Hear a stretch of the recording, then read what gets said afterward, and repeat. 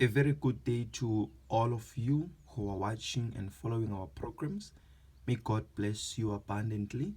We are back again with the Word of God, and today we are going to meditate in the book of Proverbs, chapter number 3 and verse number 5. The Word of God gives us an instruction, a guidance that will help us to overcome in any and every situation. The word says in verse 5, trust in the Lord with all your heart. It's not quite easy to do this, because when we do this, we have to resist everything else that wants to take refuge, or that wants to take a place in our hearts. Because in our hearts, in our minds, in our souls, that's where it stays other feelings, like feelings of doubts, feelings of fear, and all the other negative feelings. So God says that the space inside of us, in our hearts, it is to be filled with trust, which is faith. I trust God will help me. I trust God will not forsake me. I trust God will be with me. And everything else should not find space inside of our hearts. So when fears and doubts come, the answer should be, I trust in the Lord. Let me use an example.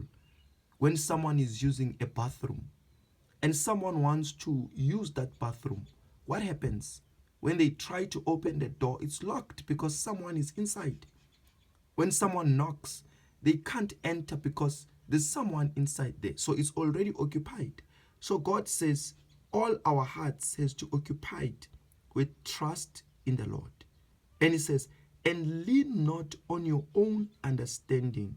So our understanding could be, this disease kills. There is no more time for me. Nobody will love me. I've had failed relationships. So this is to lean on my own understanding. But when I trust in the Lord, that God is able to renew everything, God is able to make a way, God is able to give a new start, then I'm allowing God to work in my life. And finally, he says, in all your ways, that is my dreams, my desires, my plans, acknowledge him. In other words, present them to God, pray about them, seek God, read his word and find out what he says about them. Acknowledge him and he shall direct your paths. So it doesn't matter which path he will lead us through, but we know we are going to get there. For example, remember the children of Israel when they were in Egypt. When they went out, God led them through a path that didn't have water, but he gave water from the rock. He led them through a path that he knew the Red Sea was going to block them, but he opened the Red Sea.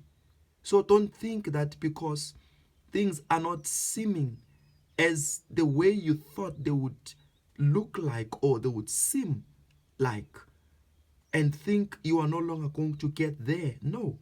As long as you are acknowledging the Lord, trust that he's going to direct your paths. And like Israel, at the end of the day, they got to the promised land. So you will also get there. I believe the message of today has helped you and has blessed your life. Until the next message, may God bless you abundantly and keep the faith. Bye-bye.